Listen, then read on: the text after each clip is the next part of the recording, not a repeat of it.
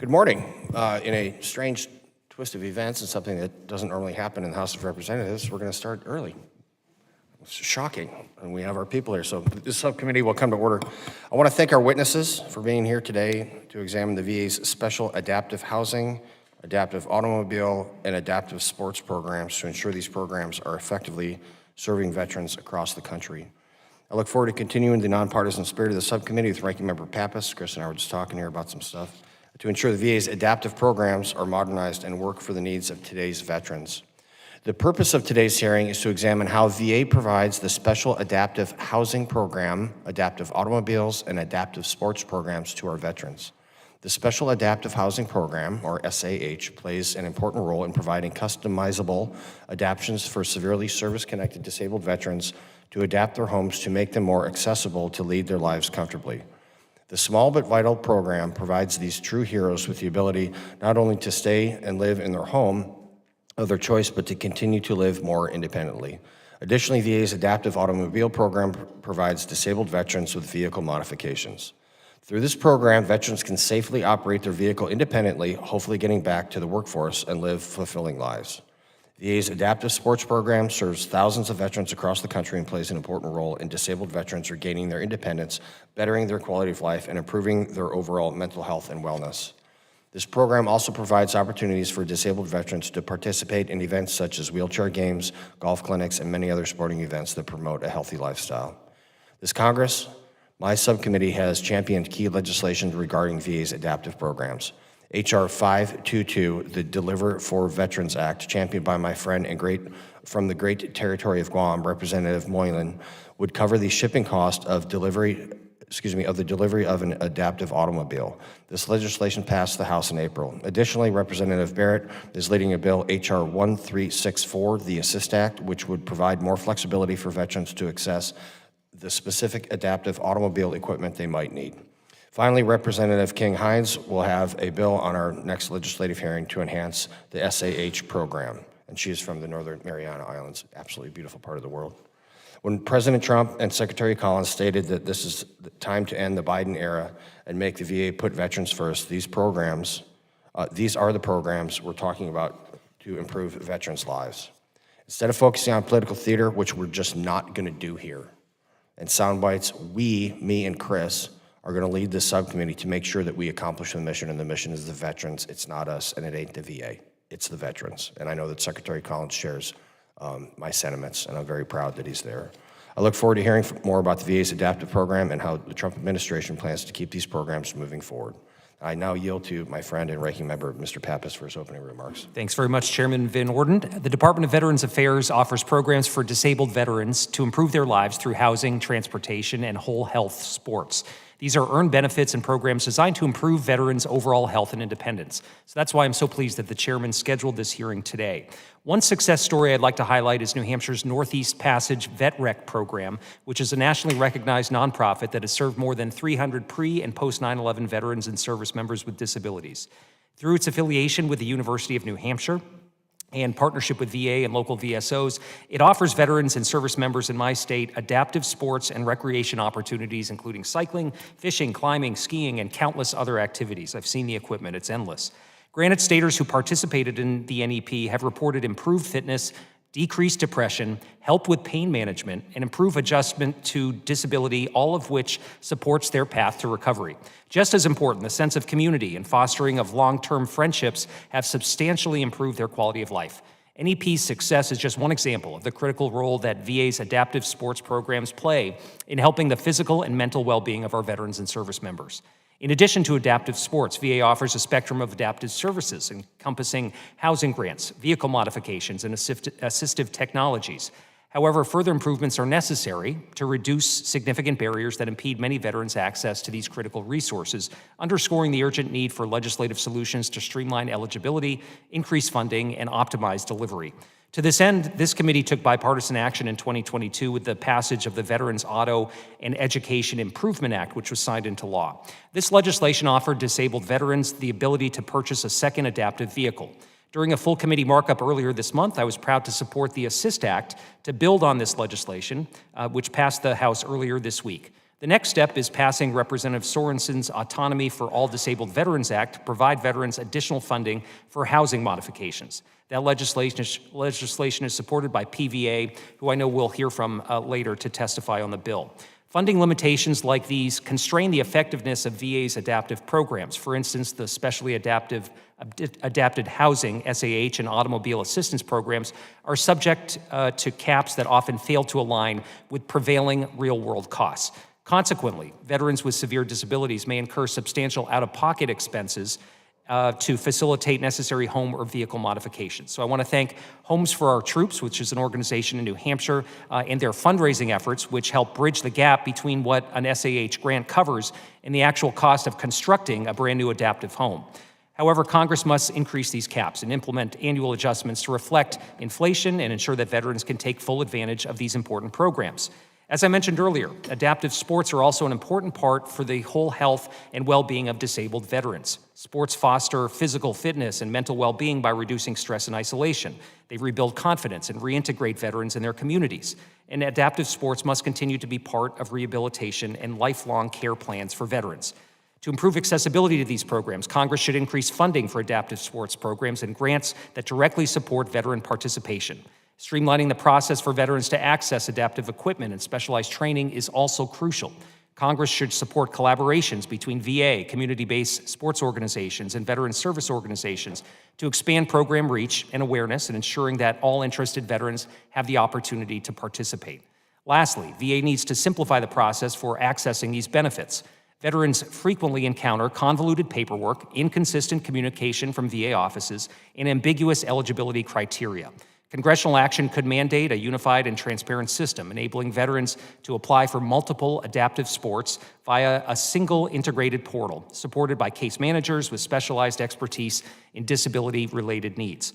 Insufficient outreach from VA also represents another critical area for improvement. Many eligible veterans remain unaware of available benefits, particularly in rural and underserved communities. So Congress should prioritize investments in proactive outreach strategies, fostering collaborations with VSOs, community centers, and healthcare providers to ensure that targeted dissemination of information gets to the veterans who are eligible. So as I said, disabled veterans have earned these benefits through their service. I hope our work here today will identify improvements that we can all agree on to allow these veterans and service members that we represent to take full advantage of programs that will help them. So thank you very much, Mr. Chairman. I yield back. Thank you, Ranking Member Pappas. I'll now introduce the witness panel. Our first witness is Dr. Rachel McCardle, Deputy Executive Director, Rehabilitation and Prosthetic Services, Veterans Health Administration at the Department of Veterans Affairs. Dr. McCardle is accompanied by Dr. Joel Scholten, Executive Director of Physical Medicine and Rehabilitation Services, Veterans Health Administration at the Department of Veterans Affairs, and Mr. Jason Latona. Out of the three of you, you have the most easily pronounced name, sir, and you're a Marine. Assistant Director, Loan Guarantee Service, Veterans Benefits Administration at the Department of Veterans Affairs. I will ask the witnesses to stand and please raise their right hand. Do you solemnly swear that the testimony you're about to provide is the truth, the whole truth, and nothing but the truth? All right, the record will reflect that the witnesses answered in the affirmative. Please be seated. Dr. McCardle, you are now recognized for 5 minutes to deliver your testimony on behalf of the Department of Veterans Affairs. Chairman Van Orden, Ranking Member Pappas, and other members of the subcommittee, thank you for the opportunity to discuss how VA fulfills the nation's promise to care for veterans through the administration of adaptive programs. VA provides specialty adapted housing assistance, home improvement and structural alteration assistance, automobile adaptive equipment, and the Adaptive Sports Grants Program to maximize veteran independence. Joining me today, Dr. Joel Scholten, Executive Director of the Physical Medicine and Rehab Service, and Mr. Jason Latona, Assistant Director, Loan Guarantee Service, Veterans Benefits Administration. The Specialty Adapted Housing Grant Program offers various grants for eligible veterans and service members, helping them acquire adapted housing necessary to service-connected disabilities. VA also assists if an adaptive home is destroyed or significantly damaged by a natural disaster. The program is individualized, with VA agents guiding veterans through the process to contract with builders of their choice. The program staff use their expertise in home adaptations to ensure projects comply with applicable statutes and meet the individual veterans' needs.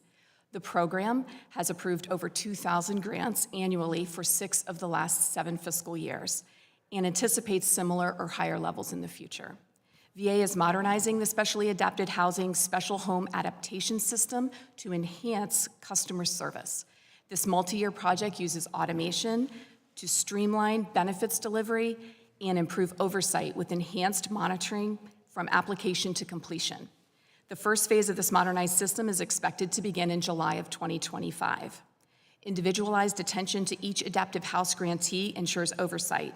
In fiscal year 2020, VA centralized financial management for the specially adaptive housing grant program, disbursements, eliminating third-party escrow agents. This change strengthened internal controls, improved project management, accelerated home adaptations, timelines, and removed a $500 escrow fee for veterans.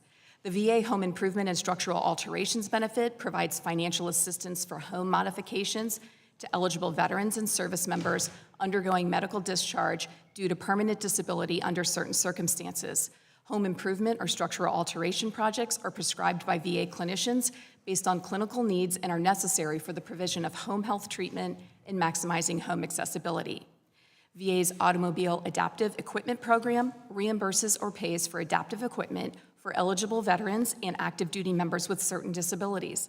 The equipment is prescribed by VA physicians or certified driver rehabilitation specialists.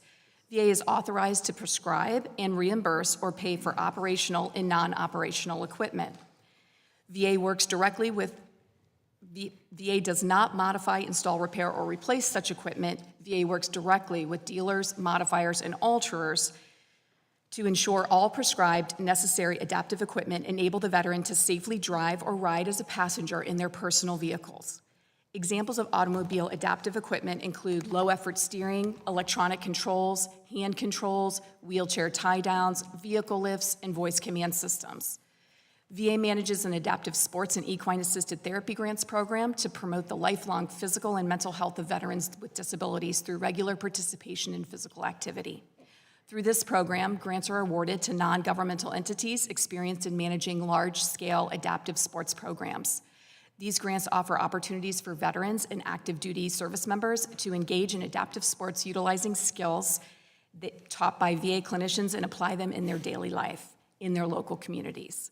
During the last 9 years, VA has awarded over $119 million in grants through the Adaptive Sports Grants Program. In fiscal year 2024, 91 grants totaling $15.9 million were awarded, benefiting over 15,000 veterans and service members.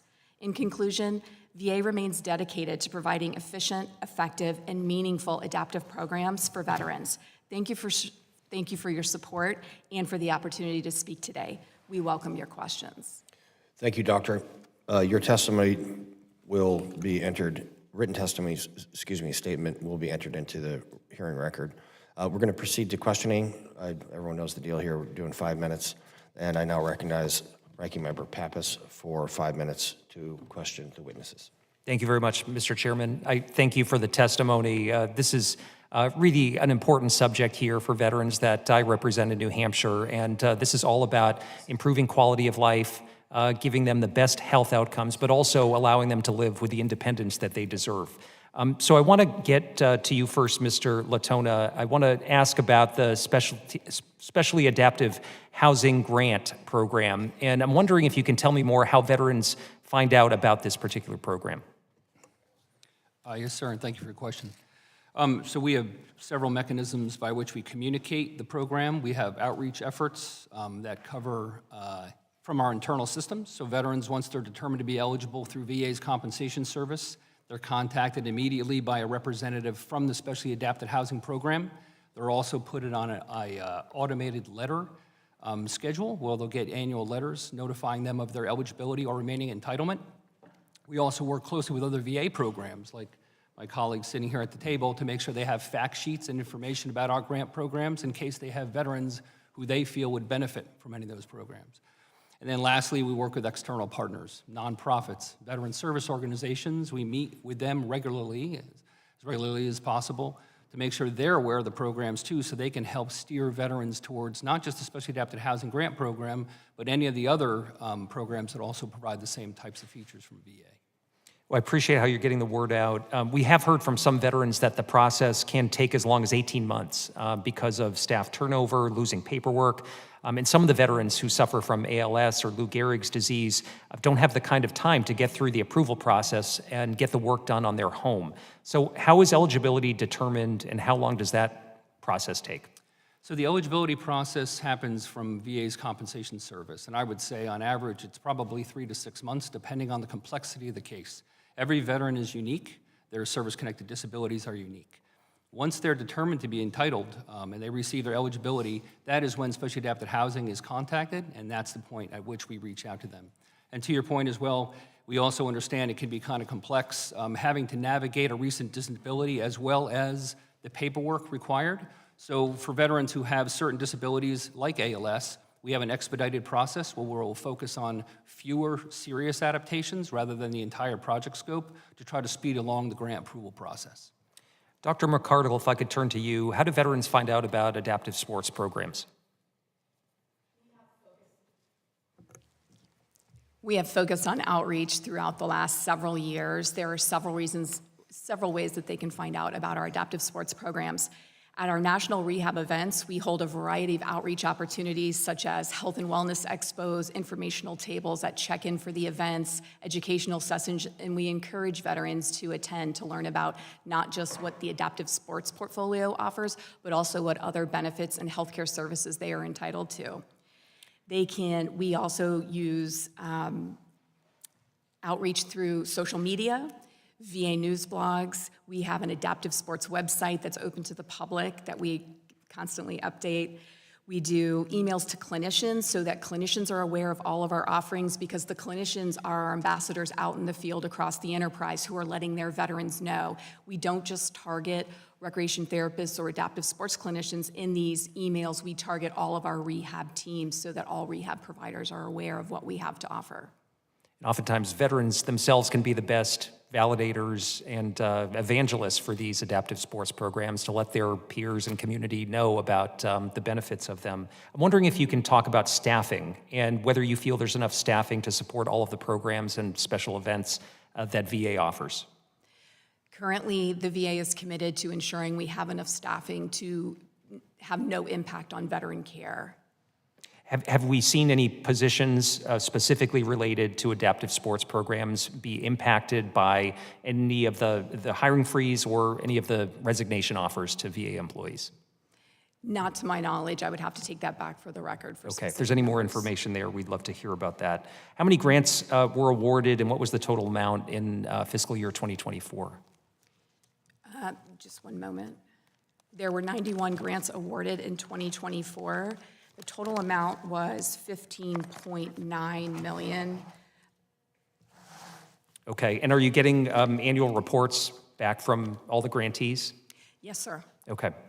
And one recommendation that came out of a 2021 IG report was on adequate staffing, and we want to ensure that experienced staff are still providing the oversight. I see my time's up here, so maybe we can have a second round, but thanks very much. Okay. Too many buttons back here. The gentleman's time has expired, and Chris, if you want to do a second round, absolutely. We're here to make sure we get all the answers we want. The chair now recognizes my friend, Ms. Ramirez from the great state of Illinois, for 5 minutes. Oh, excuse me, I stand corrected. I now recognize Representative Barrett from the even greater state of Michigan for 5 minutes. But not your great friend. Thank you, Mr. Chairman. Appreciate it, and thank you to our panelists for being here today. Appreciate the work that you put into this. I did have a few questions for you. Dr. McCardle, I've personally heard too from some of the automotive adaptive equipment providers that the VA has been delayed in rendering payment for already approved adaptive equipment for veterans that are seeking to, certainly have that provided. I've heard it can even take more than 6 months to pay a provider back. And again, these are things that have already been approved through the VA, but the actual final payment to the vendors is taking a substantial amount of time that can really impact their ability to, run their businesses effectively. Can you give me an update as to why that is taking place and what we're doing to correct that? The Automobile Adaptive Equipment Program is a joint program that collaboratively VBA and VHA work together. I'm going to defer to my colleague, Mr. Latona, to start off. Sure. Yeah, thank you for your question, sir. As Dr. McArdle stated, the process begins with the veteran being rated. That's a VBA process, after which it turns over to VHA, who determines which type of equipment they specifically need and they're going to prescribe, and then it comes back to VBA for payment. And as far as the payment goes, the payment process is not a national process currently within VBA, so local offices handle themselves. We are aware that there's a number of people, of vendors who've claimed the late payments. We haven't gotten that data, but we're looking forward to looking at it and being able to address it at that point once we have cases that we can dig into. Sure. I've heard that VA is like, well, we haven't seen that, and maybe it's anecdotal here and there, but I've had providers show me a list of pretty substantial delayed payments that is not a 1 and 2 off situation. I think I heard that there were a multitude of instances where this was happening, and it was taking more than 6 months on average to process payments, sometimes far longer than that, over 200 or 250 days even. That's very hard for those vendors to continue to offer that service. And the concern that I have is that they're going to no longer contract with the VA for that, and that will lead to a scarcity of available vendors, and veterans will have to go farther and search harder to find one that will accept their VA benefits. So it's something that I think we need to fix. Is there a single point person that would be responsible for correcting this? There's currently an IPT, Integrated Product Team, that's put together to actually investigate this exact problem. Okay. So there's leadership from VHA and from VBA getting together to discuss it and come up with resolutions. We'd love to follow up with a report. And who's in charge of that team, that team that you described? I'm not sure who the specific point person is, but several leaders across both, but we can provide you that information as well. After the Okay. hearing. What I don't want is for this to just be like, 6 people are in charge of it and no one's really in charge of it, and then it kind of, everybody, doesn't have ownership. So if there's a specific person that is responsible for this, I feel like that would help work through some of the challenges that exist. So if there's a way to, identify whom that person or whatever role that is to really figure out a way to work through this, that would be something that I think would be useful. I think it's fair. We provide this for veterans as we should. It's an expectation that we have. But then on the other end of that, there's a vendor that builds that equipment that needs to have that payment to make their own payroll and pay their own, overhead as well. And we're going to lose that vendor relationship with the VA, and ultimately veterans are going to suffer if it goes too far that way. Right, sir, I agree. And yeah, these are trusted partners of ours. They're not, we do not want to take advantage of them. We need to pay them for the service that they're providing fairly. Right. And that's the intention of the IPT, and we'll definitely be able to provide you specific names. Okay. following the hearing. Yeah, I appreciate that. And if we can meet with that team, I'd like to just hear about their progress and what they're doing and really stay on top of this. Thank you. Thank you. Thank you, Mr. Chairman. The gentleman yields back, and now I recognize my dear friend, Ms. Ramirez from the great state of Illinois. The greatest. Thank you. Thank you, Chairman. That's not true. I want to thank the witnesses for being here with us today. Last week, I had a chance to ask Secretary Collins about his commitment to serving all our veterans, not just the ones that administration may recognize worthy. I also asked him how he intended to continue providing services to veterans after the dismantling of offices like the Office of Equity Assurance and programs that serve diverse veterans. My questions went mostly unanswered. In fact, on the record, he stated that the VA workers, many of whom are veterans who followed his directives, were maliciously compliant. Blaming workforce, cutting services, and drastically limiting programs veterans can access is, to me, a page out of the Musk-Trump administration. I think it's really important to say on record, all veterans still face barriers to accessing housing, healthcare, and basic support, and it's why this committee hearing is so important. The providers and their services aren't just under strain, they're being actively undermined by their leader and then blamed on systemic shortcomings.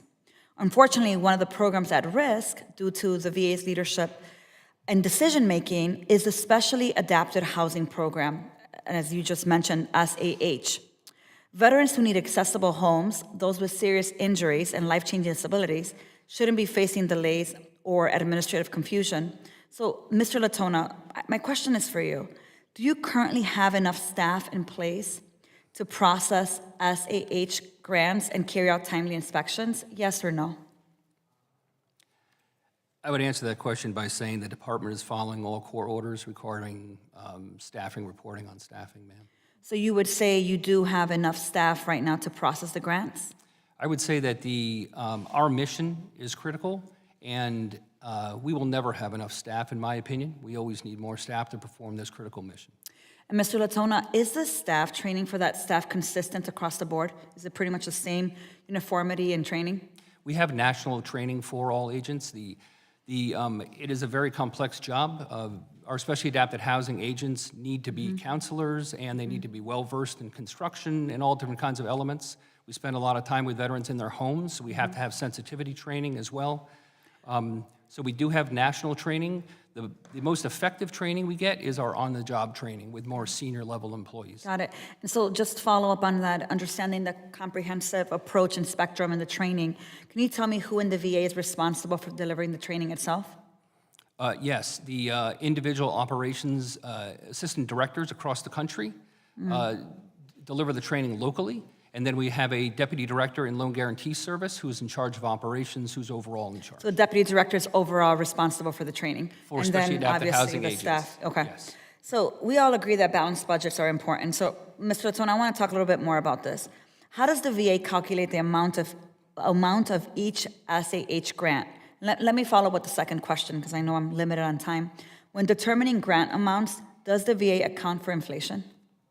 Yes, so we have several mechanisms that we use. We have the cost of construction index that we're authorized each year based upon the industry's performance of construction. We're able to raise the grant amounts to kind of keep pace with the cost of construction and cost of the industry.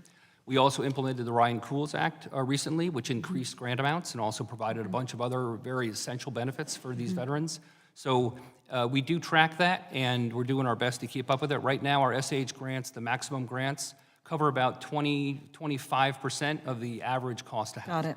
So what about other rising costs like labor shortages or tariffs? Has the VA elevated concerns about how broader federal policy like arbitrary tariffs or rolling back labor regulations or immigration crackdowns can affect some of the construction costs for adaptive housing? Well, from our role, the increased cost of labor and materials has a significant impact on the ability of the veteran to stretch their grant funds, which is really what we're trying to do. Got it. Once we identify what the veteran needs, we want to pay for all those if possible. We also have the ability to stack different benefits. The VRE Housing Adaptation Grant and the SH Grant can be used together if needed to help stretch those Got it. funds. I just got 30 seconds, so let me just transition really quickly. I want to talk to you a little bit about vehicle adaptation benefits. And this could be for Dr. McCardle or Dr. Schulten, whoever is best positioned. How many adaptive vehicle applications does the VA receive annually, and how long on average does it take to determine eligibility? I believe that question should be directed to Mr. Latona. Right, Mr. Latona? Thank you. I think it falls within the scope of the Veterans Benefits Administration who determines eligibility. So how many applications annually?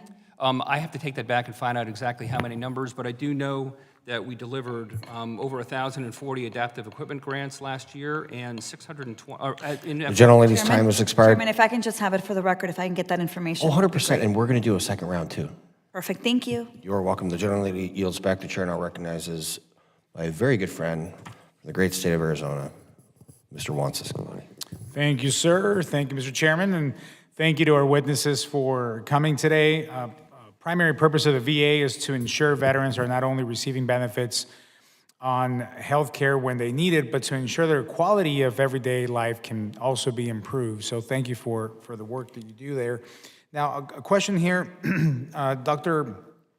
McGardo, right? Did I get that right? Okay, close enough. Please correct me on that one. I want to get it right. In your testimony, you mentioned the Special Adaptive Housing Grant Program has approved more than 2,000 grants, grant awards annually in 6 of the last 7 fiscal years. What do you attribute to the higher usage of this program, and do you think this will continue? I'm going to turn it over to my colleague, Mr. Latona. Okay. Thank you for your question, sir. Yeah, definitely. It's true, yeah.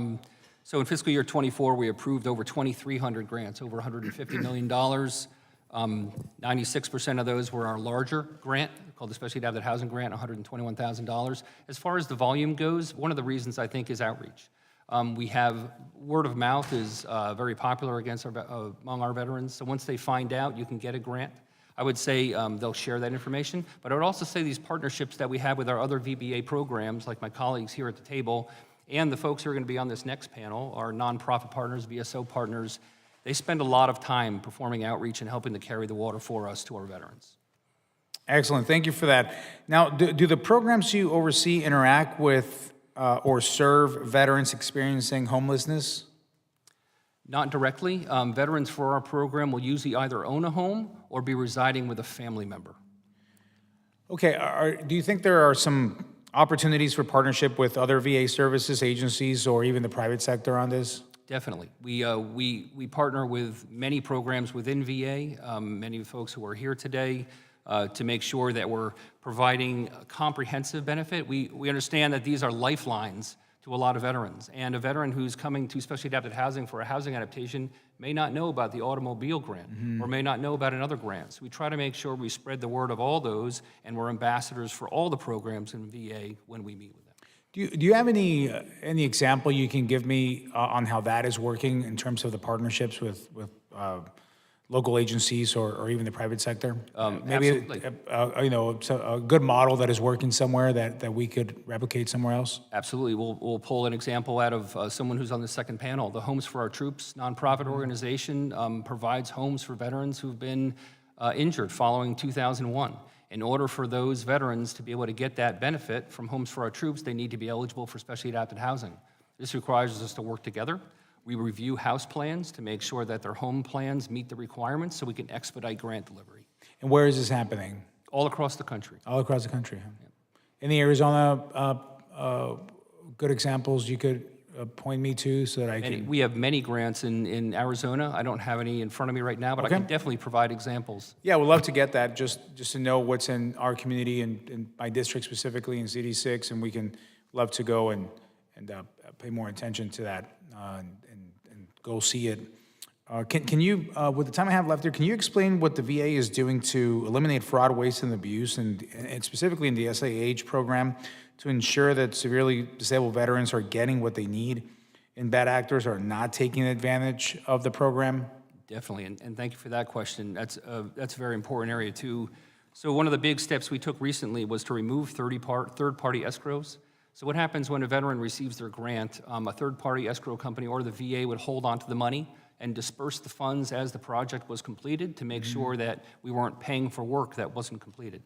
So rather than having third parties do this, which sometimes led to some funds being dispersed too quickly before work was done, and then we would have to try to recoup those funds, what we're doing now is VA holds those funds. We require a letter of satisfaction from the veteran, and we perform a compliance inspection before any funds are dispersed. That's interesting. So who were these third parties doing this before? Third parties, it was the veteran's choice. The veteran's choice, was able okay. to choose whatever attorney or bank they wanted to use, and they would usually be charged a fee. So this change also eliminated that fee.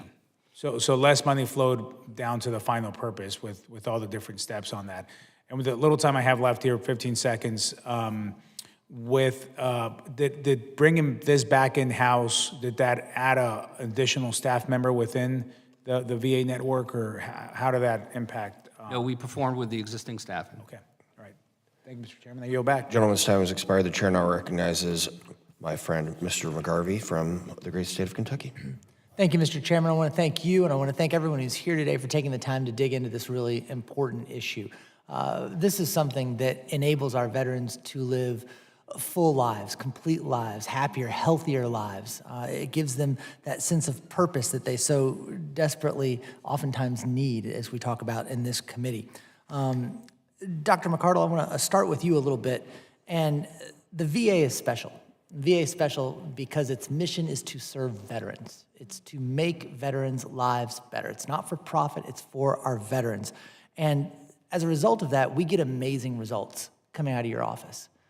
the artificial limbs you all are making, the wheelchairs that are built for speed and for maneuverability, the tactile devices for visually impaired athletes. These are so important. They're not just meeting our veterans and our veteran athletes where they are making their lives better.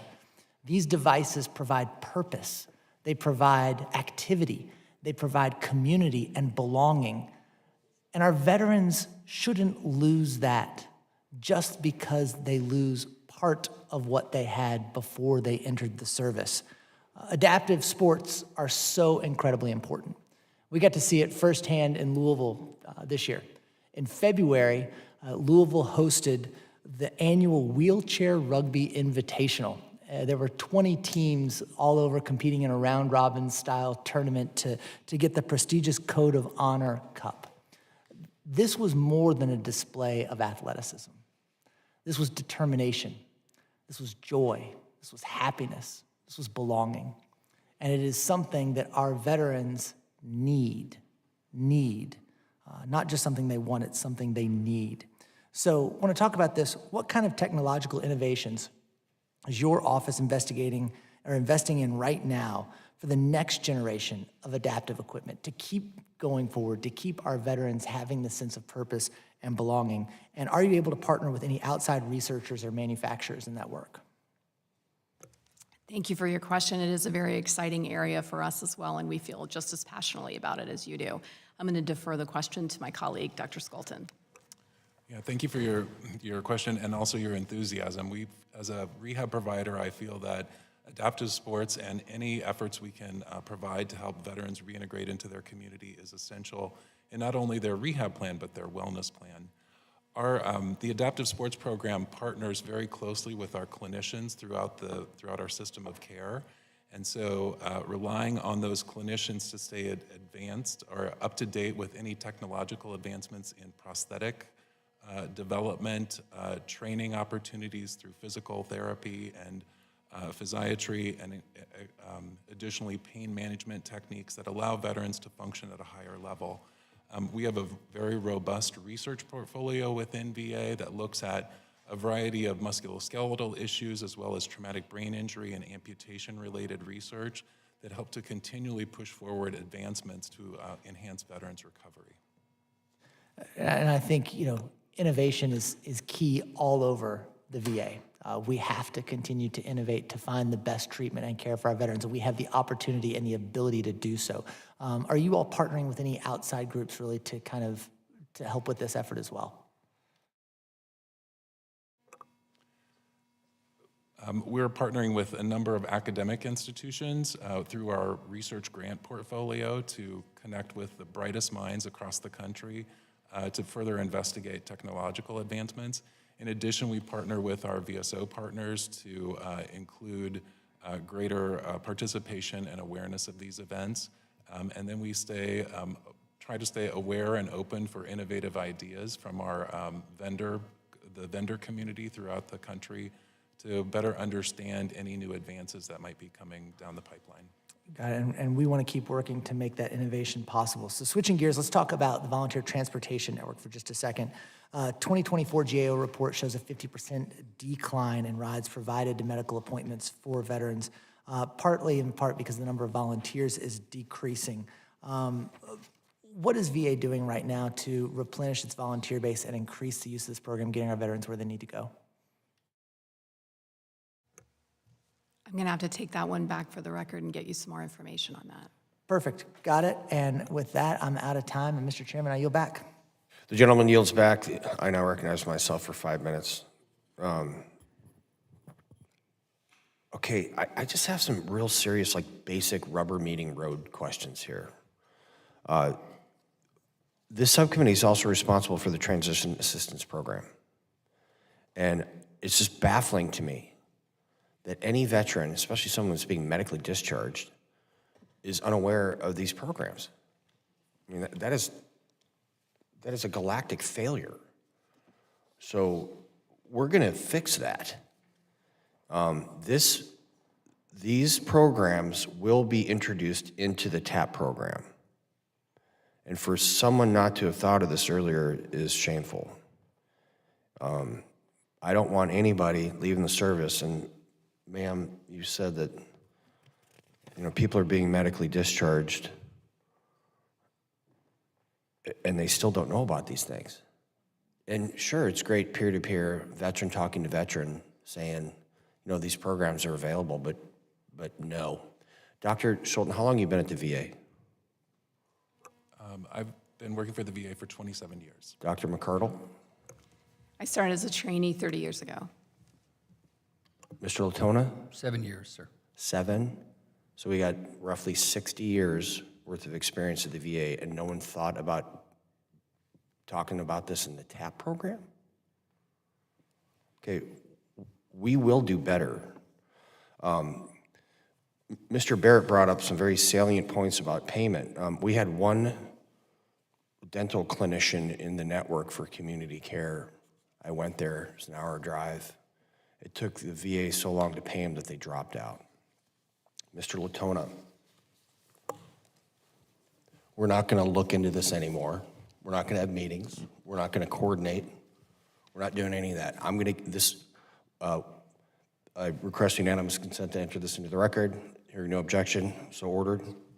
All right, so I'm gonna give you these things, and you're gonna take them back to the office, and you're gonna look into them, and you're gonna pay these people. And I am, and I'm sure Chris is, we haven't talked about it before, can I speak for him possibly, we're willing to accept some risk, because if you can't figure out how to pay somebody, they're gonna leave. And that what Mr. Barrett said will come to fruition. And then my Marine brother back there, who's grievously injured in combat outside of Balad, right? That's right, 2005, won't be able to get his house fixed or his vehicles fixed because of administrative inertia. So I'm gonna give this to you. I'm also gonna send a note to the secretary. So with 60 years of experience, you can figure this out. It's literally signing a check. So, Mr. Latona, that's not a question. I'm just telling you what's gonna happen. Yes, sir. Thank you. You said, Mr. Latona, that there's an expedited process for people with ALS and some other things. What is that process? Yes, sir. Thanks for the question. So with most projects, we walk through a entire scope of a project. Veterans will usually have a little more time. They'll want to take time to find a builder that they want to work with. We enable them to do that, and then we help facilitate that conversation to identify which adaptations they might need. Okay, With Mr. Latona, stop it. Okay, there should be no expedited process. Every process should be expedited.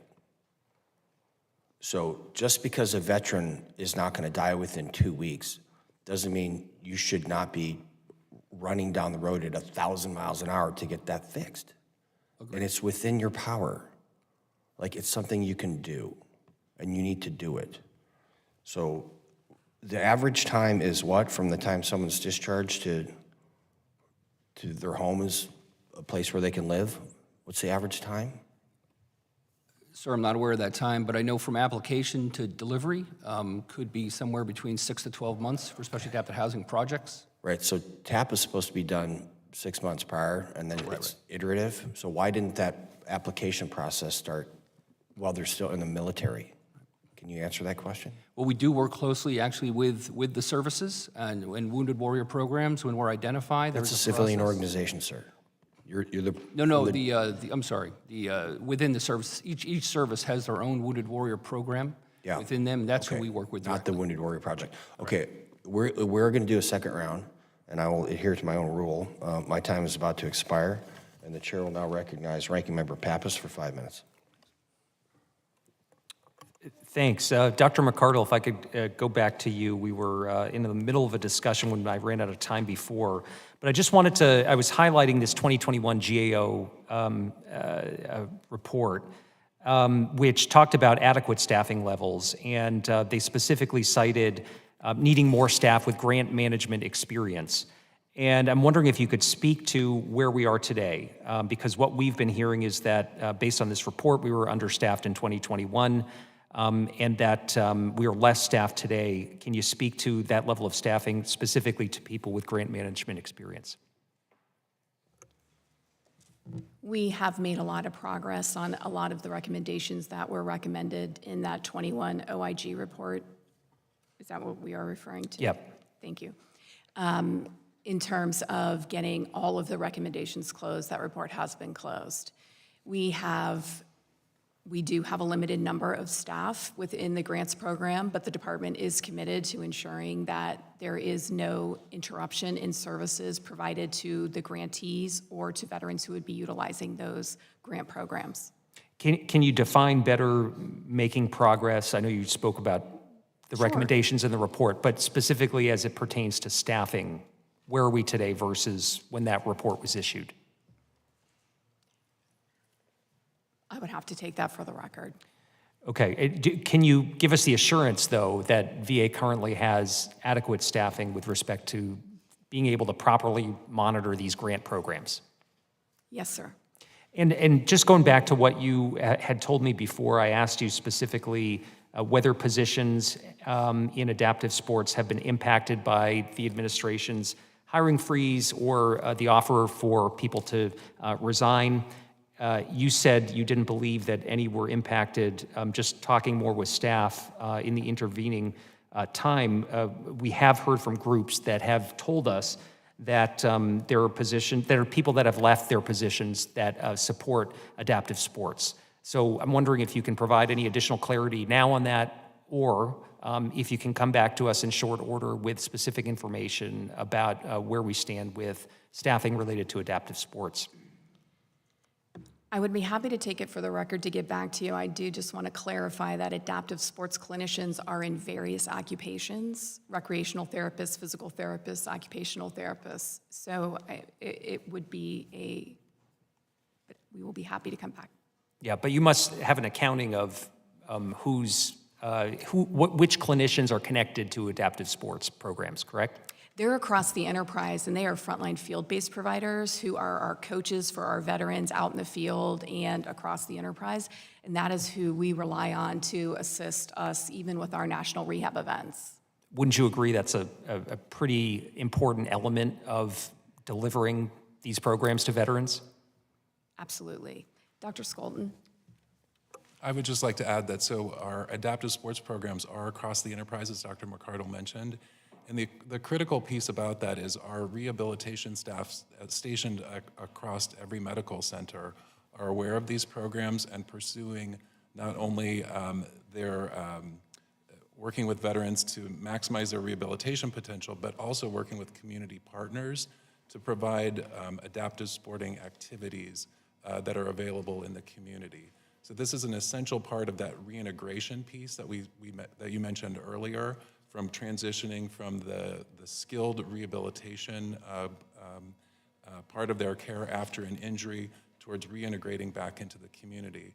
And so we really leverage not just a specific subset of our rehabilitation professionals across the country, but every rehab individual. And in most cases, every rehab staff member contributes or participates part of their time into adaptive sporting events, whether it's through support of the actual event, recommending to veterans to participate in that or to build onto their rehab and wellness plan. Okay, I appreciate that. And so just to sum up, I'm looking for some more clarity with respect to positions that have been impacted by the hiring freeze within the adaptive sports or under the adaptive sports umbrella, anyone connected to that, including clinicians. And I'm also looking for more information in the wake of the IG report on staffing with grant management experience, making sure that we have enough and just kind of trying to assess what level we're at today. So if you can follow up with us, we look forward to that information. I yield back. The gentleman yields back. The chair now recognizes Representative Barrett from the great state of Michigan for 5 minutes. Thank you, Mr. Chairman. Appreciate the first round of questioning. Wanted to also ask, so Dr. McArdle and for the panel too, if there's someone more appropriate to answer this. I know that we've seen a significant rise in construction costs across the economy. I spoke to realtors in my district and they were saying, you know, you can't buy an affordable home any longer and it takes too much to build new and all the regulations, everything else, you know, tools, equipment, materials have skyrocketed, labor costs have gone up. Have our costs through the VA and the adaptive programs for living accommodations and everything else, have they kept pace with that ramp up in cost of construction for a home, or are veterans having to make decisions, based upon cost overruns and things of that sort? I can take that question, sir. Thank you very much. So cost of materials and labor have both been kind of rampant since the pandemic, and it does, as I stated before, impact the ability to stretch those grant funds. So what we tried to do, utilizing the cost of construction index, which allows us to keep pace with the cost of construction. I think last year we were able to raise the amount by 4.6%. Year before that, I think it was over 6%. We're maintaining about a 25% comparison between the overall average cost of housing. However, veterans, unless they're just adapting an existing home, they will almost always have to come out of pocket for other costs, just because of the cost. However, we do have other partner programs. I mentioned before, Home Improvement and Structural Alterations Grant that is managed by VHA. And we also have the Veteran Readiness and Employment Independent Living Track has a grant called the Home Adaptation Grant. We're actually able to leverage all those collectively to help reduce the amount of money that a veteran has to use out of their own pocket to make sure they get the necessary adaptations. Then, of course, we lean on nonprofit partners as well. Sure. Thank you. And so typically, if a veteran needs substantial accommodations, they are not retrofitting the home that they may already live in. Is that generally true? They're usually having to build new? Majority of times, actually, they're adapting a home. We have Okay. several different plan types. What we call the Plan 3 is remodeling a home that a veteran already owns. That is by far the one we use the most. About 85 to 90% of our projects really are that. Okay. And if a veteran is, substantially mobility limited, and like I understand a wheelchair ramp for your front steps or something of that sort is a smaller modification, but other things for someone who may have much more severe mobility restrictions, that probably tips the scales toward a new build at that point? It really depends. I mean, a new bathroom will run $40,000 to $50,000 usually for a fully accessible bathroom. Those we can usually do with a proper designer. We can do within the existing home. Okay. Veterans usually choose to buy a new home if they don't own one already, or if they own an older home which maybe can't be modified.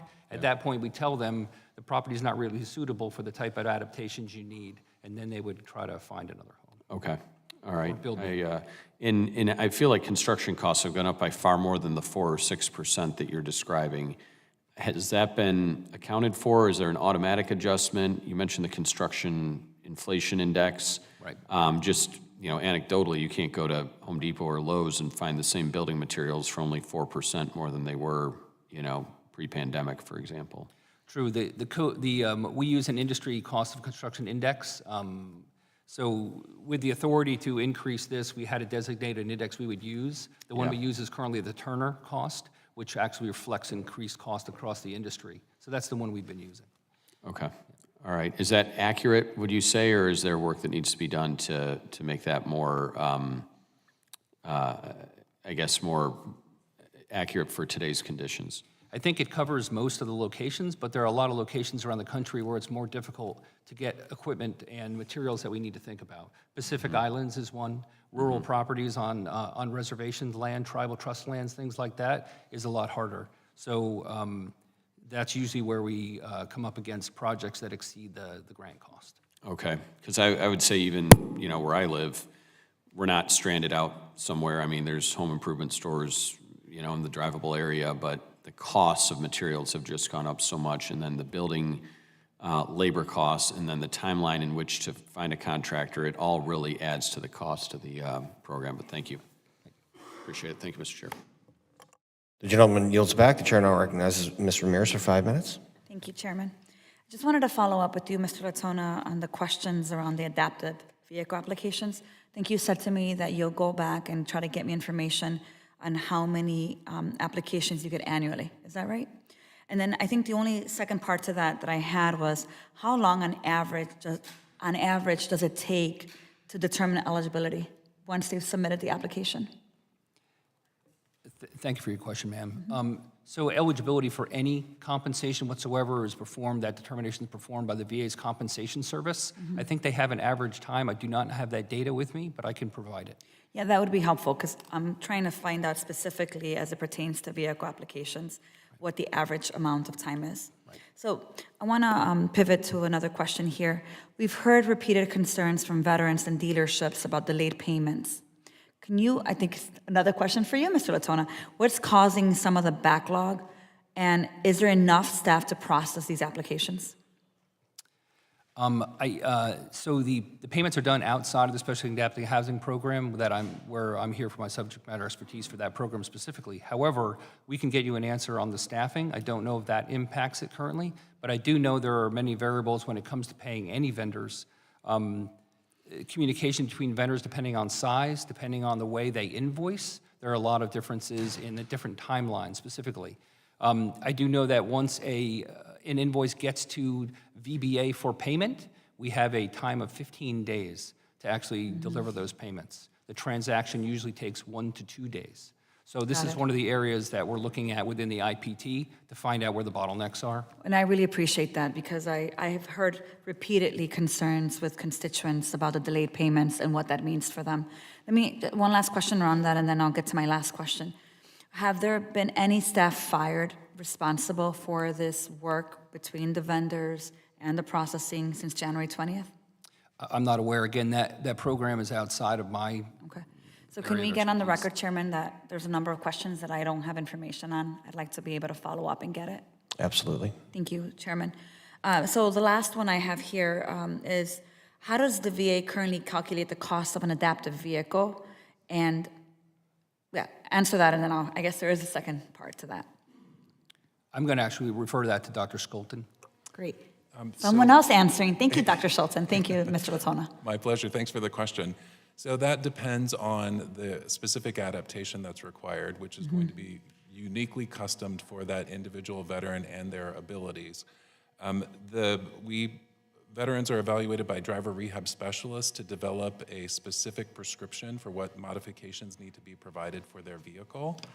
Then those line items on the invoice are processed through our prosthetic partners and then selected to a vendor.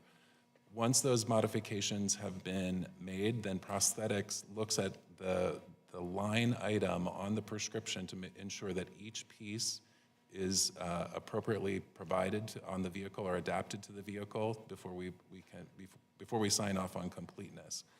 Got it. The payment schedule for each of those items is posted on our website, and the AE payment schedule is updated every fiscal year, and that's based on the Consumer Price Index. And that's based on the Consumer Price Index as well? Yes. Okay, got it. That was actually my follow-up question.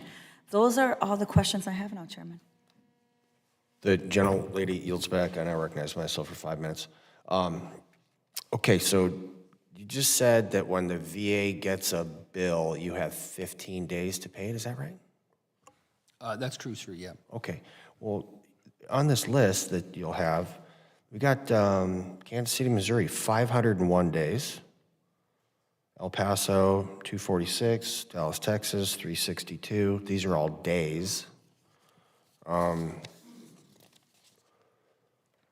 Dallas, 823 days. Phoenix, 256 days. 530 days for another thing in Phoenix. Waco, 96. So I was an enlisted guy. So, math isn't my forte, but I'm just going to say that I think all of those are greater than the number 15. I agree, sir. Okay. Unacceptable, sir. Can you walk me through the billing process? What happens? So I can walk you through most of it. Some of it might be on the VHA side, but where I'll pick it up from is once the VHA has identified the specific adaptations that were required, they will coordinate with the vendor to make sure the vendor understands what's needed and what the cost of those are. Once that entire package is complete, it goes to the vendor, and then it makes its way to VA to pay it. Okay, what does that mean, sir? Makes it It's way emailed. through- It's emailed from the local office, so the office that is actually performing the analysis, determining what adaptations are required, emails it directly to the Support Services Division, which is an office within VA that handles the payments. It's a few minutes. And how does a check get cut? Check gets cut at that point, it goes over to our Support Services Division, who pays all vendors for all services. How many people are there? I'm not aware, sir. Yeah. These are not where the bottlenecks are. Obviously, bottlenecks are somewhere up or down the stream somewhere, not in those little transactions, and that's Sir, where the I guarantee you, if we had open kimono with your stuff, that I could figure this problem out in an afternoon. Like line and block chart, disabled veteran, vendor, payment. That's all we're talking about. This is bananas. So I'm going to say this again. The Veterans Affairs, or I'm going to say it, the Veterans Affairs Administration is not a jobs program. It ain't. Neither is the military.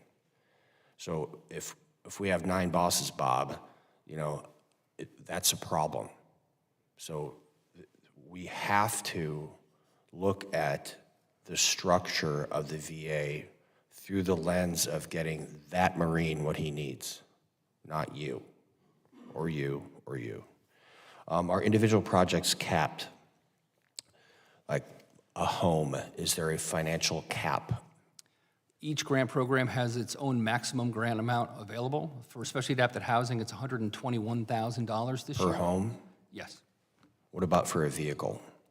I would defer to Dr. Skolton on that. There is no cap on the vehicle modifications. It's based specifically on the required adaptations in the prescription from the driver rehab specialist. Okay, so riffing off Mr. Barrett's comments about inflation and whatnot, when was that cap of $120,000 per unit established? October 1st. Each year, we have the ability to raise it based upon the cost of construction index. What was it last October? 117,000. So you raised it $3,000. It's based upon an index, an industry index, right? Even though housing costs and construction costs have increased by like 30 to 40% in the last few years. Okay, we need to really look at that. Like who said you're gonna use the consumer price index? Is that us or you? For the vehicle modifications, that's in our regulations. So you did that. What about for the homes? For the homes, the statute directs we use a cost of construction index. Right. And we selected the one that we're currently using because it was the most competitive. But it's not tied to inflation. Right, it's tied to the cost of materials and labor across the country. Right. Okay. By a third party. Check. I want to see that on paper. I want to see that on paper, either yours or ours or whatever. Let's fix this.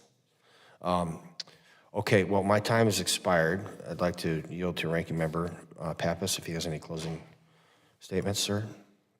No, I'm good, thank you. Yeah, I mean, for this panel, obviously. Okay, well, here's what I'm going to tell you. We got to do better.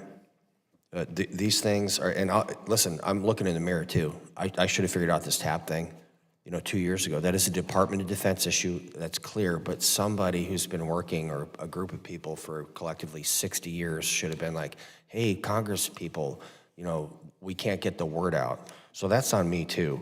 I'm pointing 2 fingers, one at you and one at me.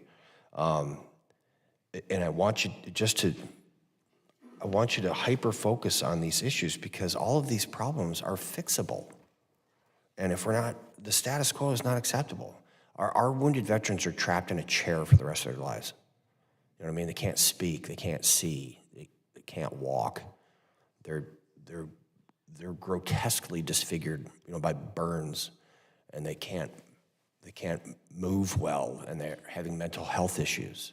And all of this is about them. And so I really want you guys to do some soul searching and figure out how to do this better. Establish metrics. I mean, do you have any quantifiable metric at all for anything you're doing?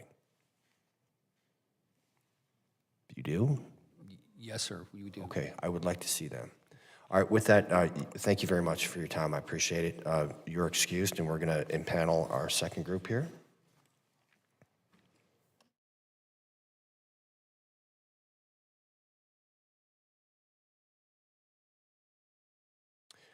This committee will Stand adjourned for 10 minutes.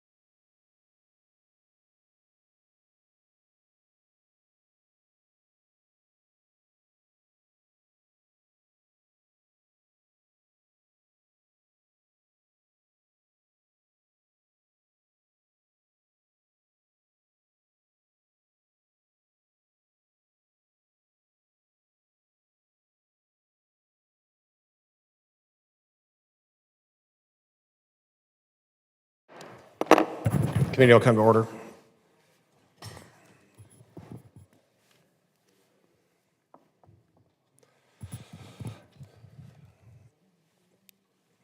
On our second panel, we'll be hearing from our witnesses.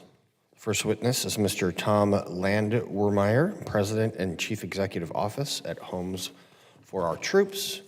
Our next witness is Mr. Mike Owens, Adaptive Sports Director, Wounded Warrior Project. Our third witness is Mr. Craig Scrimshire, President of North American Manufacturing, Braun Ability. Our final witness is Ms. Julie Howell, my very good friend, Associate Legislative Director for Government Relations, Paralyzed Veterans of America. I'm going to ask you to stand and raise your right or left hand, sir. Do you solemnly swear that the testimony you're about to provide is the truth, the whole truth, and nothing but the truth? The record will reflect that the witnesses answered in the affirmative. Please be seated. Mr. Landwehrmeyer, you are now recognized for 5 minutes to deliver your testimony. Thank you, Chairman Van Orden, Ranking Member Pappas, and distinguished members of the Veterans Affairs Subcommittee on Economic Opportunity. My sincere thanks for granting Homes for Our Troops, or HFOT as we're known, the opportunity to testify before the subcommittee to review the VA's Specially Adapted Housing, Adaptive Automobile, and Adaptive Sports programs to help assess how effectively these programs serve veterans across the country. To date, Homes for Our Troops has built and donated 409 specially adapted custom homes in 45 states to the most severely injured post-9/11 veterans. We currently have 78 ongoing projects with over 100 veterans in the application process. We use the SAH grant eligibility requirements as a screening criterion for our program and are quite familiar with the SAH program, but are less familiar with the adaptive automobile and sports programs.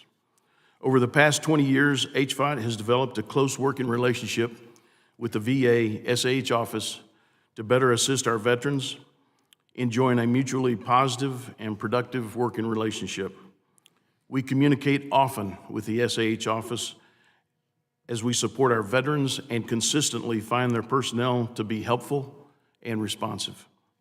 When the COVID pandemic restricted VA travel, they were open to accepting HFOT staff photos of the adaptations in our homes that the SAH office required for their approval process, expediting the SAH process for these deserving men and women.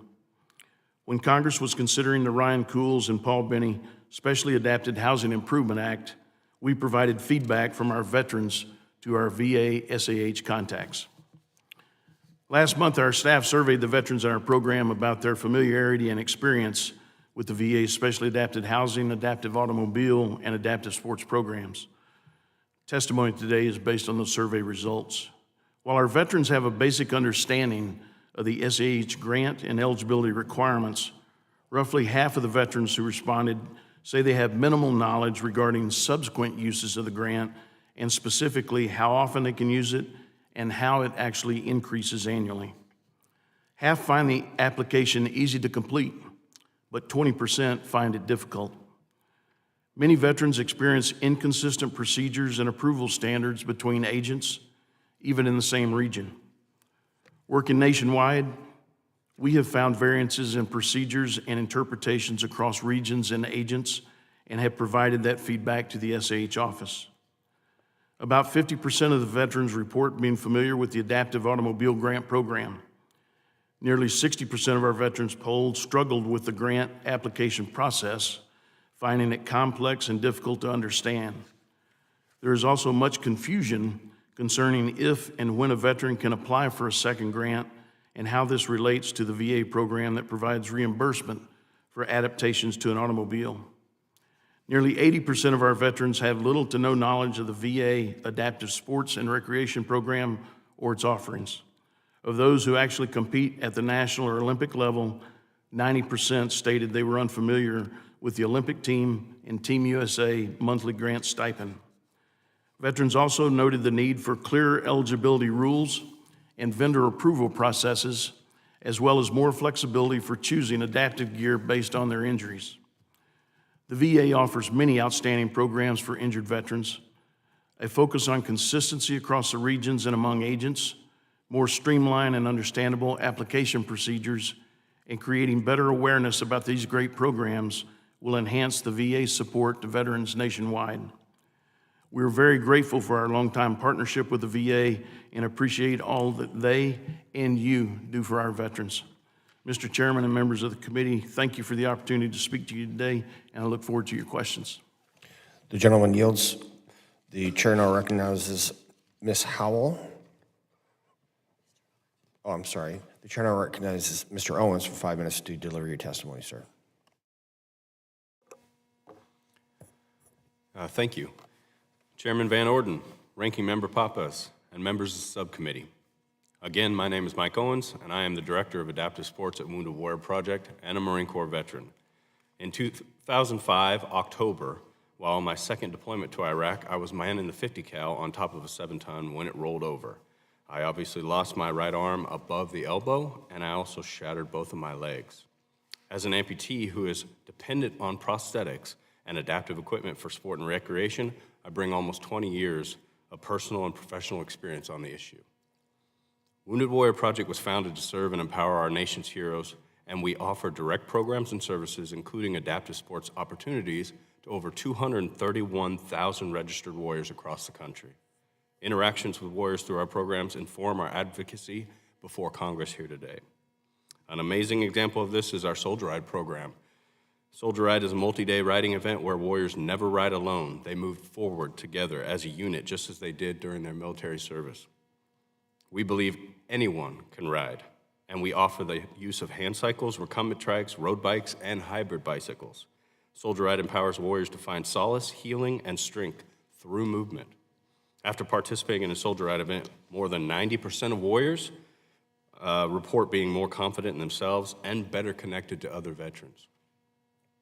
While a more complete list of our recommendations is provided in our written testimony, I would like to focus in on a few key areas where we believe that Congress and the VA can take action to expand access, promote participation, and better serve our veterans. So first, we believe that Congress should increase the funding provided to the Adaptive Sports Grant Program. This grant program is vital to nonprofit organizations who provide adaptive sport opportunities to serve veterans in their communities. More specifically, we feel that the amount appropriated for the program should be increased to offset the recent changes in mandatory spending related to equine-assisted therapy. The $16.5 million amount has not been increased since FY 2016. And new requirements that approximately 30% of that funding be dedicated to equine-assisted therapy will reduce grant funds available for organizations that provide all other adaptive sports programming. We also feel that the administrative cost allowance associated with these grants should be on par with other federal grants in order to allow grantees to accommodate more veterans and provide more comprehensive adaptive sports programming. This change would prevent nonprofit organizations from being forced to use limited donor dollars to cover these costs.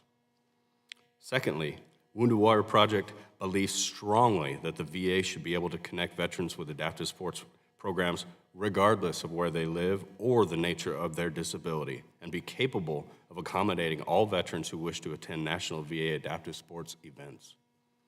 In order to meet this challenge, we recommend that VA ensure recreational therapists capable of accommodating veterans with all types of mobility challenges be accessible to all veterans, and that VA formalize the currently ad hoc position of adaptive sports coordinator in order to ensure all veterans, regardless of where they live, can be connected to adaptive sports programs as well as the 6 VA national events. And finally, we encourage Congress and VA to ensure that veterans who want to participate in adaptive sports have access to both the opportunities and the equipment needed to achieve their goals, regardless of whether a warrior qualifies as a member of Team USA's Paralympic team or if they wish simply to be able to play basketball with their family in the driveway.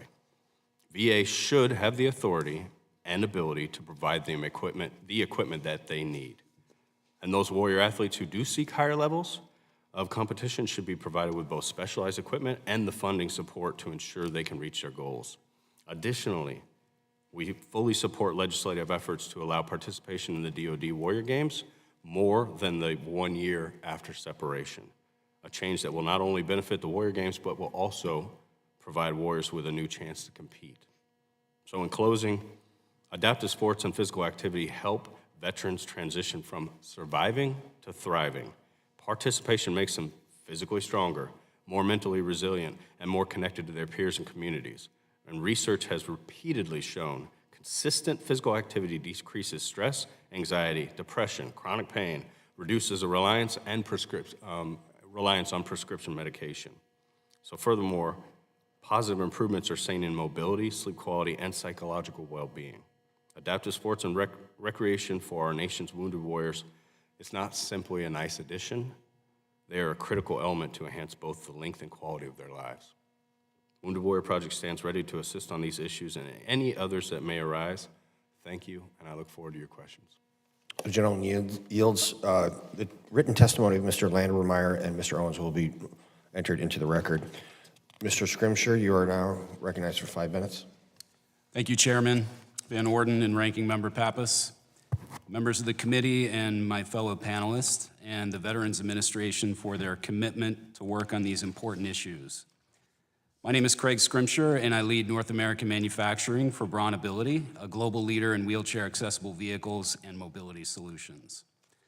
I oversee domestic production to ensure high-quality, safe, and accessible products for our customers, who are Americans with physical disabilities and their caregivers. At Braun Ability, we take veterans' mobility issues personally, as they represent approximately 17% of our customers. We believe veterans have sacrificed greatly, and they have earned these benefits. I'm here to talk about 3 key issues. First being changes to the accessible vehicle trade-in policy, which for decades allowed disabled veterans to trade in their vehicle every 2 years. Suddenly and without notice, the VA recently changed the policy to once every 4 years without any announcement. This has the risk of forcing veterans to pay significant out-of-pocket costs for mobility. Second issue, which we've talked about in detail today, are delayed VA payments to mobility dealers. According to the National Mobility Dealers Association, in a study of 89 dealerships, we found $11 million in past due payments, with the average delay being 186 days. So really encouraging to hear about the commitment to work on that through IPT in 15 days sounds great to us. Third issue is around an outdated VA price schedule. So we appreciate the transparency. The VA, for the first time, published a price schedule listing the amounts that they will reimburse for conversions, equipments, and repair, which is great. However, it was based on 2021 data and was not published until 2024. So we missed approximately 3 years of very real inflation in the automotive market, which we would anticipate, just based on average new car prices, moved somewhere from 17 to 19% in that period. So we urge the VA to accelerate updates to this. This is a significant impact to our larger dealer network. I'd say an even larger problem that we would like to highlight beyond policy changes and payment delays is really a clear lack of empathy and indifference to our veteran customers and dealers in their experience in working with the VA.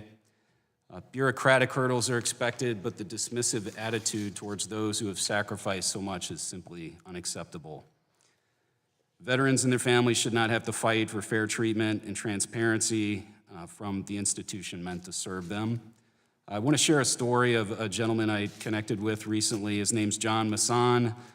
He's a Hoosier. He's from Lake Station, Indiana, enlisted in the U.S. Army in 1989. Following a family tradition of service, he served 1st Armored Division, 82nd Airborne Division, Indiana Army National Guard, earning the Ranger Tab, Green Beret, and Special Forces Tab. John was deployed multiple times, including for Operations Iraqi Freedom, Operations Enduring Freedom, and in 2010, severely injured by an IED in Kandahar province. He lost both of his legs, his dominant left hand, and thankfully survived thanks to the immediate intervention from fellow soldiers. He underwent, like many, extensive rehabilitation at Walter Reed Army Medical Center. Retired in 2012, now advocates for accessibility with organizations like the Gary Sinise Foundation. So this story we hear about frequently throughout our network. When I spoke with John, he was not aware of the changes to the trade-in policy. It came as a complete surprise to him. And I'll provide a quote from John, his reaction when finding out: "There's nothing like making a combat veteran feel their limbs and sacrifices were given in vain, like stripping away their hard-earned benefits and making life more complicated and expensive. I thought leaving the VA in tears was behind me." This lack of communication and transparency is a failure in how we support those who have sacrificed so much. So moving forward, we're encouraged to see reasonable reform like House Bill 1364. We're here to find solutions. We believe veterans deserve more than bureaucracy and policy shifts. They deserve respect, empathy, and support. We are open to constructive discussions to find solutions that benefit our veterans. I look forward to answering any questions and working with the VA on meaningful change, and I've submitted more detailed testimony. Thank you. Thank you, Mr. Scrimshire. The written testimony or statement of Mr. Scrimshire will be entered into the record. Ms. Howell, you're now recognized for 5 minutes to deliver your testimony. Chairman Van Orden, Ranking Member Pappas, and members of the subcommittee, Paralyzed Veterans of America is grateful for the opportunity to testify today about the critical role that VA's adaptive programs play in the lives of PVA members. For almost 80 years, PVA has been a voice for veterans who have experienced catastrophic injury or illness, and we regularly engage with many of the VA programs being discussed today. These programs help veterans with catastrophic disabilities modify their homes, receive adapted vehicles, and find camaraderie through adaptive sports, which supports them on their journey to find a renewed sense of purpose and hope. Jason, a Marine Corps veteran and PVA member, recently affirmed the role adaptive fitness plays when he said, "Being able to push barriers, that helps people know that there's more to life. Adaptive fitness can help save a life. It gives you a great sense of purpose." Now I'd like to discuss some of the specific VA programs that help PVA members and other disabled veterans regain their independence. First, VA's home modification programs are crucial for veterans with catastrophic disabilities. They provide essential support to help them adapt their homes to better accommodate their needs.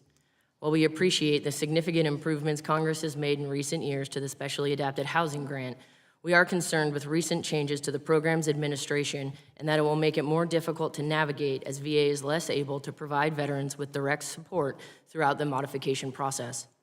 Another essential program is VA's Home Improvements and Structural Alterations, or HISA grant. Unfortunately, HISA rates haven't increased since 2010, despite the cost of construction increasing around 50% in the same time frame. HR 2245, the Autonomy for Disabled Veterans Act, and HR 3309, the Autonomy for All Disabled Veterans Act, both seek to increase the amount available to veterans through the HISA grant while also tying the grant to an inflationary index. PVA strongly supports improving this benefit so that it more closely aligns with the needs of eligible veterans. Second, the Automobile Adaptive Equipment, or AAE program, exists to increase access to safe and reliable transportation for service-connected, catastrophically disabled veterans. Recent regulatory and policy changes made by VA have created barriers for some PVA members. As an example, current law states that adaptive equipment includes but is not limited to power steering, power brakes, air conditioning, and other features. However, in 2024, VA issued a final rule which basically ignores the statutory requirements and lists these items at a reimbursement rate of $0. So the department has effectively made it impossible for veterans to be reimbursed for these necessary features, creating significant roadblocks and increasing the financial burden faced by disabled veterans. VA lacks the authority to implement a final rule that is counter to the statutory requirement for the delivery of this benefit, and veterans often appeal these decisions, which are consistently reversed by the Board of Veteran Appeals. It is a waste of taxpayer dollars to deny veterans their earned benefits, which then requires them to file an appeal. Finally, many of our members find camaraderie and community thanks to adaptive sports. For example, the VA's Adaptive Sport Grant helps allow PVA to host more than 60 free year-round adaptive sport and recreation events across the country, which provide an opportunity for PVA members to explore adaptive sports and find new passions. For many veterans, their introduction to adaptive sports is a direct result of VA rehabilitation programs facilitated by recreational therapists. VA rec therapists provide direct care to veterans and help them bridge the gap between clinical rehabilitation and community reintegration, which leads to decreased suicidal ideation and improved clinical outcomes. VA must prioritize and protect recreational therapists as they have done with other direct care providers.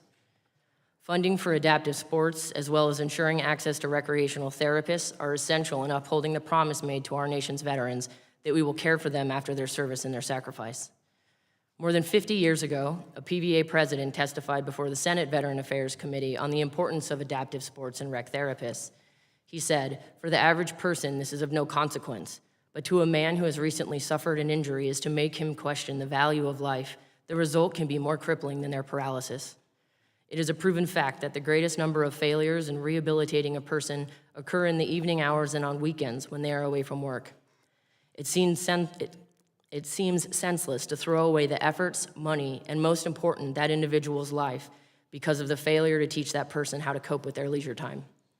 This statement remains as true today as it was then. Catastrophically disabled veterans deserve no less.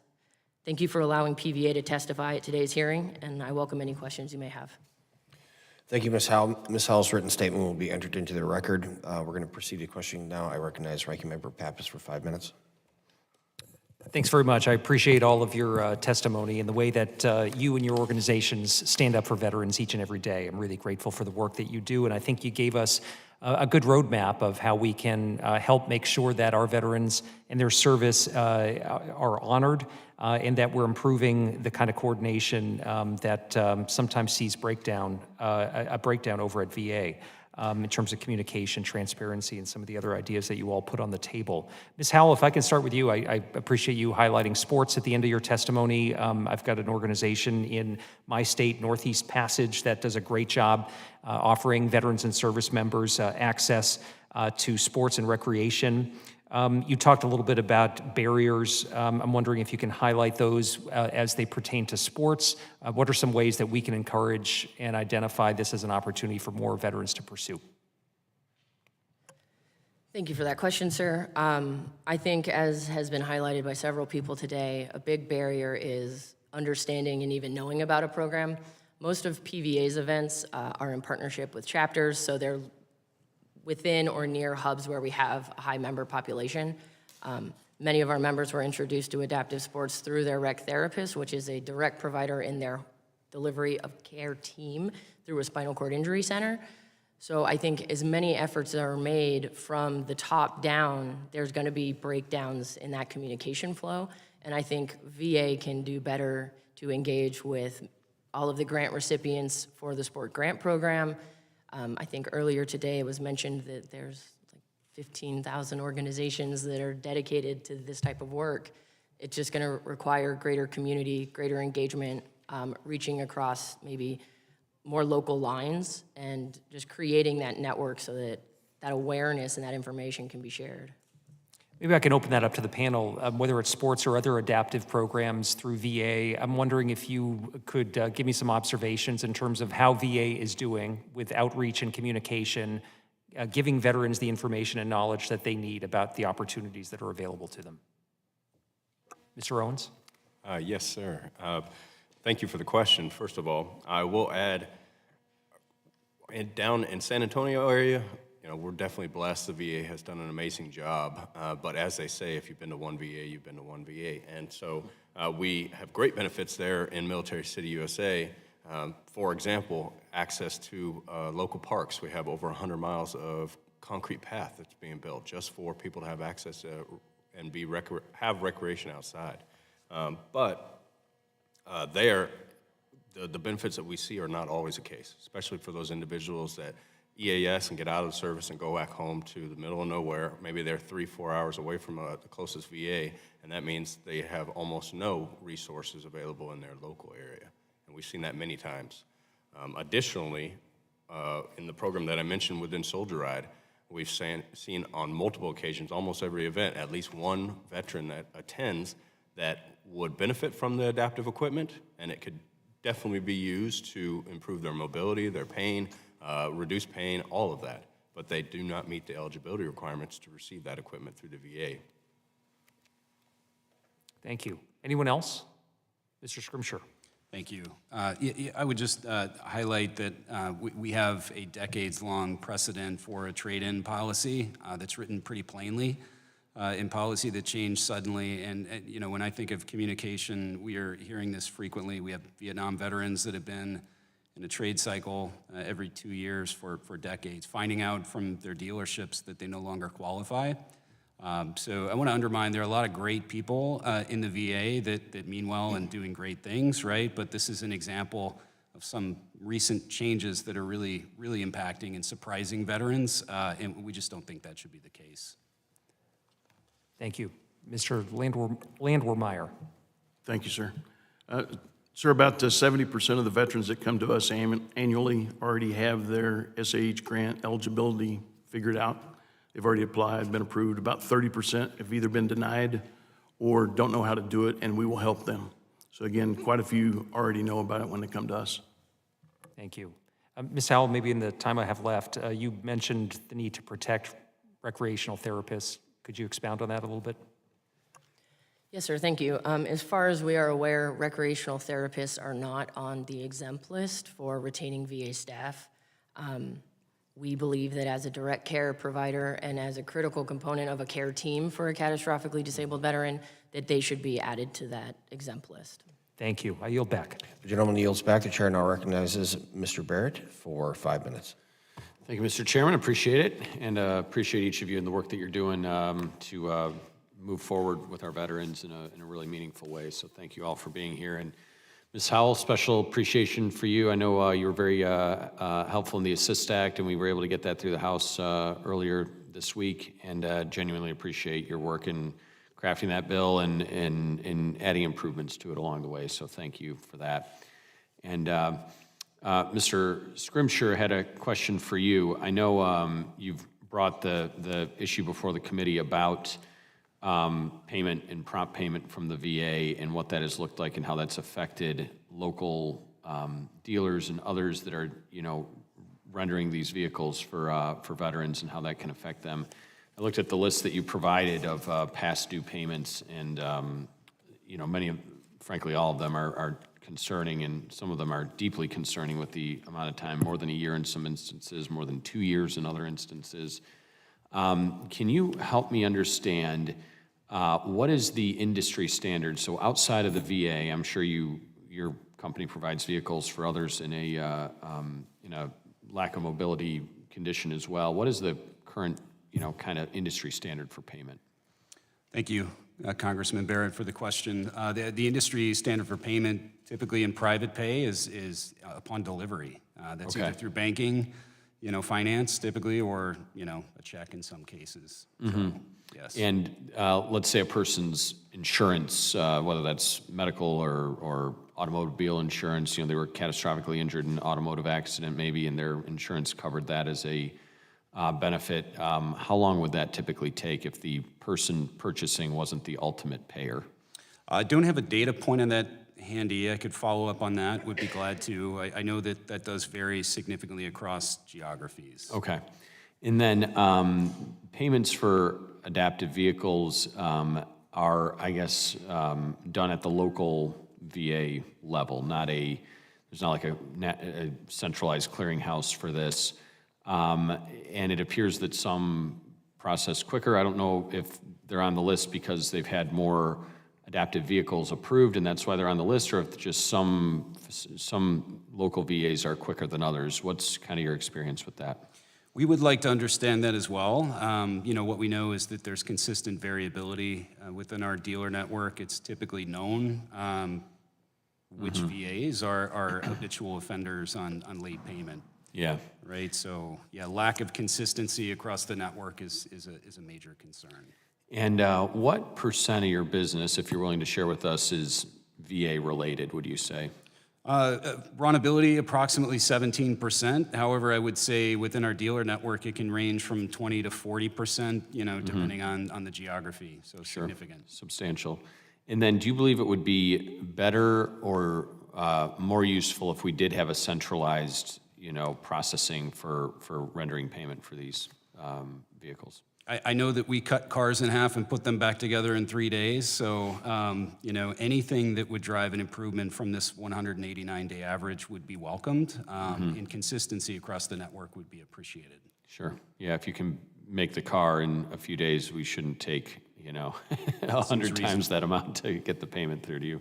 Okay, I do appreciate that, and as I know you can tell from the committee testimony today, this is something we want to really genuinely work on, so. Thank you. Again, appreciate each of you for being here and the work that you're doing, and with that, Mr. Chairman, I'll yield back. The gentleman yields back, and I recognize myself for 5 minutes. I tell you what, I've been getting progressively angrier as these hearings are going on, because this is just completely unacceptable. There's no other way to describe this. It's just unacceptable. You're never getting your arm back, Marine. And for a bureaucrat to, blow that off is not okay. My veterans are not beggars, and they will not be treated as such.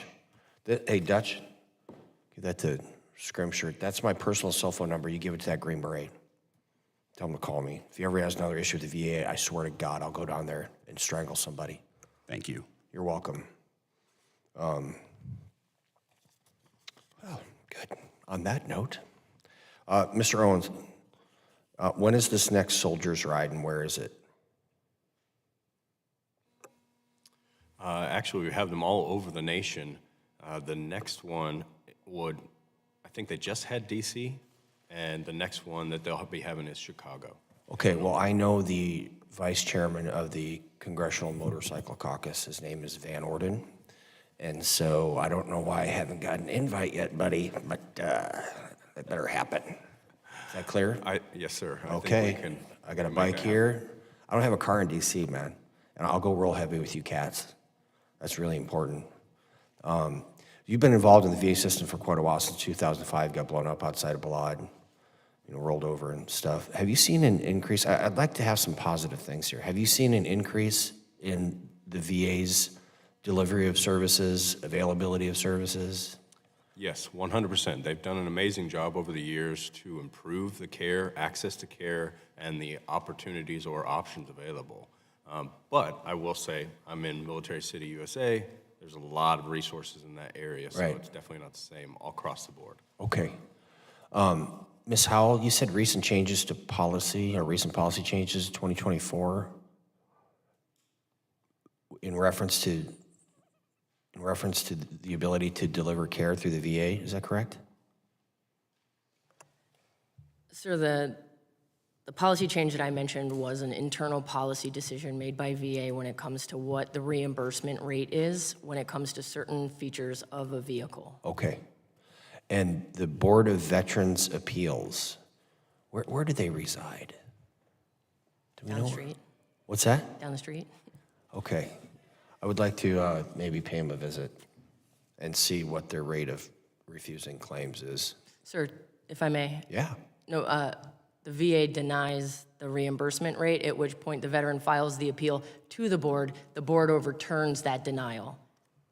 So they're a force for good or a force for bad? When it comes to the reimbursement schedule rating, they are a force for good. Well, then I'd like to go see him and bring him a cup of coffee then.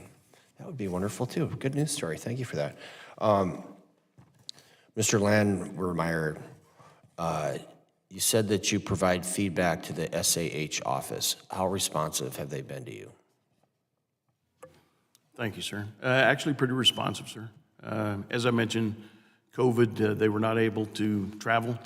The agents were not able to travel, go out and inspect our homes. Yeah. So we offered to take photos and ship those back in, and they took those. And then we also are able to call them up at any time we have, usually probably twice a year, Zoom calls with the leadership of the SAH branch, and we can give them the pluses and minuses, good, bad, and ugly, that we've been running up against as we go through the process.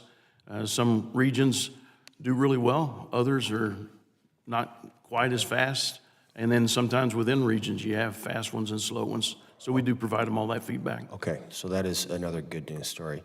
Mr. Scrimshire, so for a domestic-powered side entry in-floor vehicle, $39,498. It should be $46,212. Structurally modified pickup truck, $38,601. It should be $45,163. Wheelchair backlift, $6,819, would be $7,980. Hey, so check it out. What you guys witnessed without knowing it was bipartisanship taking place, because me and Chris just hatched a plan to fix this. So we're gonna write some legislation to catch you guys up. We'll introduce it together. It'll be a bipartisan effort, because this, again, is wholly unacceptable. So last thing, my time has expired, so I'm gonna recognize the ranking member for any closing statements he may have.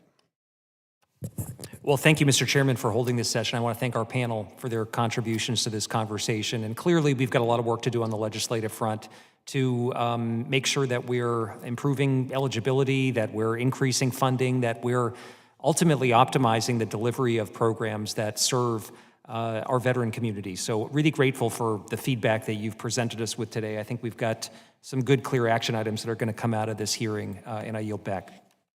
The gentleman yields back. I just want to say a couple things before we're out of here. Look, I get letters from the VA all the time. I'm 100% service-connected disabled vet. You can sign up for emails. They call you, right? So why in the hell do our disabled veterans not know about these programs? We know where they all are, sir and ma'am, sitting in the third row back there. We know where they are. We know their names, we know their addresses, we know their email addresses, we know their phone numbers. So for a single disabled veteran to not know that these programs exist or that you can get reimbursed, you can do trade-in and stuff like that, is just stupid. It's 2025. We know where all of these people are. We literally can assign a geographic point to their house. So I'm making the strongest recommendation possible to fix this problem. Fix it. Email them, write them, and call them. You know what their disability rating is. You know where they live. No more, we're gonna talk about this, we're excited about that, we're having a planning session on this, we're gonna write their moms and call them. Stop it. I guarantee you the secretary is either unaware of this or he doesn't understand how large this problem is. And we operate on scale, and the scale for a veteran not knowing about this is 1. It ain't 2, it ain't 5, it's 1. If one of my veterans who got blown up overseas or God forbid something else happened to him doesn't know about this, it's your fault. It is. So fix it. I want to thank you all for coming. I do, all of you. I want to thank you, Mr. Owens, for your continued sacrifice to our country. I want to thank, are you married? Yes, sir. How's she doing? Oh, she's doing great. She's all right? Been with me through everything. All right, that's cool. That's wonderful to hear. Well, we're going to keep working together. You just figured out. I mean, we literally just hatched a plan to help fix this. That's what we're going to do. And we'll continue to consult with the Veterans Affairs Administration. I'm glad we got some really good news stories out of the VA, because I love the VA. I mean, I love the VA. It's very simple. And with that, I'd like to ask unanimous consent that all members may have 5 days, legislative days, to revise and extend their remarks and include any extraneous materials. Without objection, so ordered. This hearing is adjourned.